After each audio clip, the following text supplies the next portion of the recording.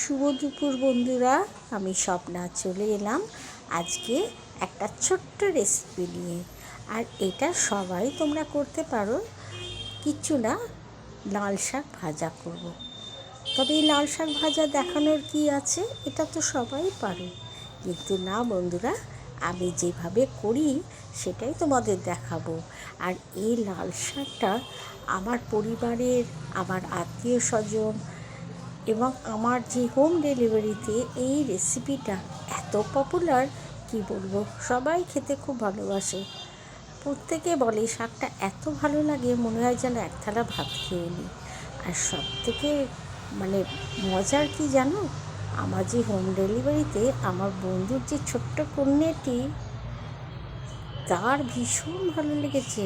সে তো তার মাকে বলেই ফেলে, তুমি এই আন্টির মতো লাল শাক বানাতেই পারো না।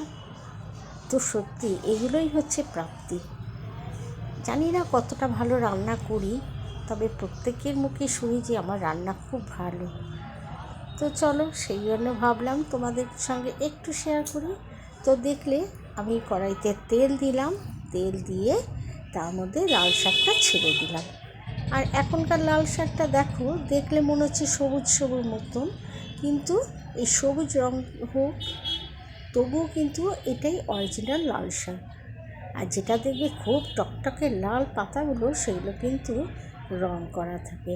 তো দেখো, আমি লাল শাকটার মধ্যে একটু হলুদ আর নুন দিয়ে এটাকে ভালো করে নাড়াচাড়া করে এবার এটাকে ঢাকা চাপা দিয়ে খানিকক্ষণ রান্না করব। এর মধ্যে কিন্তু আমি আর কিচ্ছু দিলাম না, নুন, হলুদ আর দিয়েছি চিনি, ব্যাস এই তিনটে জিনিস। চিনি না দিলে তো হবে না। তো দেখো, সেদ্ধ হয়ে গেছে। এবার আবার আমি কড়াইতে তেল দিলাম, তখন অল্প দিয়েছিলাম, এখন আবার একটু তেল দিয়ে তার মধ্যে 5 ফোড়ন দিলাম। 5 ফোড়ন দেওয়ার পর এর মধ্যে অনেকটা রসুন কুচি করে দিলাম। আর বলতে ভুলে গেছি, একটা শুকনো লঙ্কা দিয়েছি, দেখিয়ে দিলাম তোমাদের।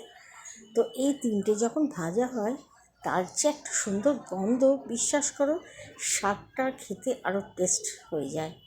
তো এবার দেখো, এর মধ্যে আমি পুরো শাকটা দিয়ে দিলাম।